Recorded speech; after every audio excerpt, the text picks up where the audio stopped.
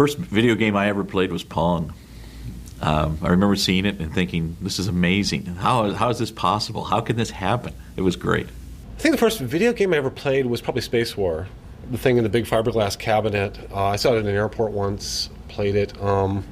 It depends on how you define a video game. I had actually played Star Trek on like a PDP-11 before that at a Star Trek convention, where it had like a plotter, and it was turn-based, and it was fire phasers or put-up shields. I started playing video games in about 1981 or 82. My favorite game on the Apple II was my Apple II Plus. I think that had 64K of RAM. And my favorite game back then was the original Adventure, text adventure, and then Sneakers by Nasser Jabelli. Sneakers was awesome. That was the last time I was allowed by my wife to keep a video game playing machine in our bedroom. There was a period of time between pinball and video games where they had electromechanical games, and I used to play this little dune buggy game that kind of took place in an arcade cabinet with black lights and like fluorescent paint on a little town scene, and you like move this dune buggy around, and it actually was inside the cabinet.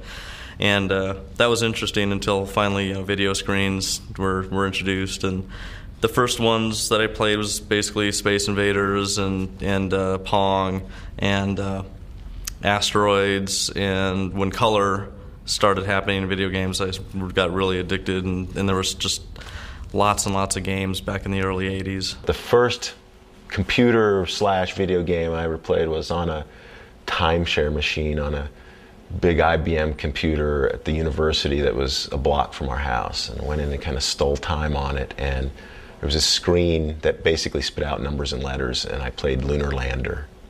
And I tell my kids about this and they just crack up. I've been addicted to Dave Crane's Dragster. I've achieved the first certificate of accomplishment for a dragster scoring under 6 seconds, and I have it still hanging on my wall. I try to find things that are pushing the medium in new ways, and then I get this fascination with them, and I'll really, spend too much time with them. Magic the Gathering on the PC I had a sordid affair with. So. Oh, I love Halo. Halo is my son's current favorite, and one of the problems today is as you get older, your reaction time drops by a few milliseconds every year. And so against my 13-year-old, I am so slow that I'm gone before I even know anything's happened to me. And it's very depressing. The only way I can even stay in the game is through stealth and guile. I'm a big Command & Conquer fan. I really I think Blizzard has done an amazing job with Warcraft 3 particularly.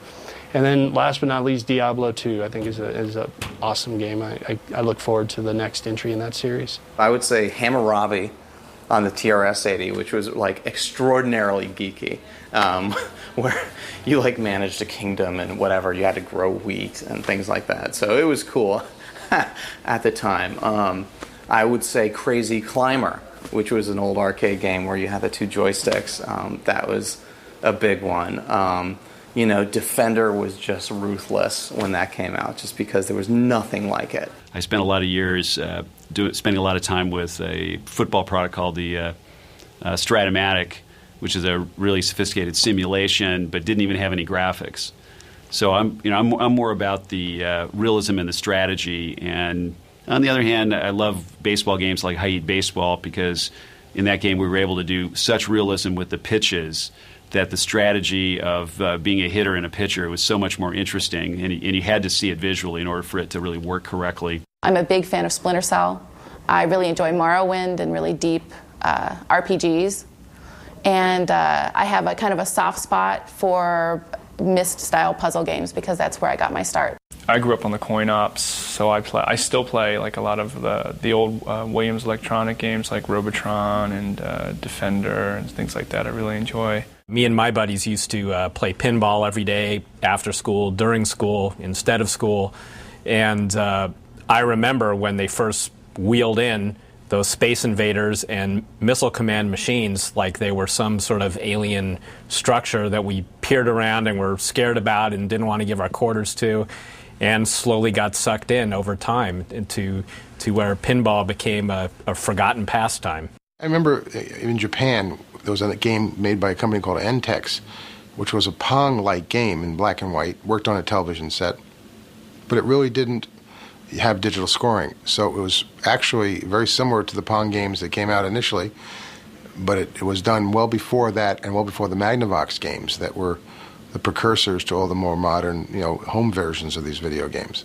The first computer game I played was this little game that had laid out of a dungeon, and the characters were things like ampersands and exclamation points, and you would just go around eating up the dots and fighting the exclamation points. And I was really hooked on that game, and unfortunately spent a lot of work hours playing it. It was Computer Space, Nolan Bushnell's first game, and we now have a Computer Space. And it was interesting because my wife actually had it before I met her, and I walked into her apartment and saw she had it. And for a video game collector, it's a big deal to have Computer Space.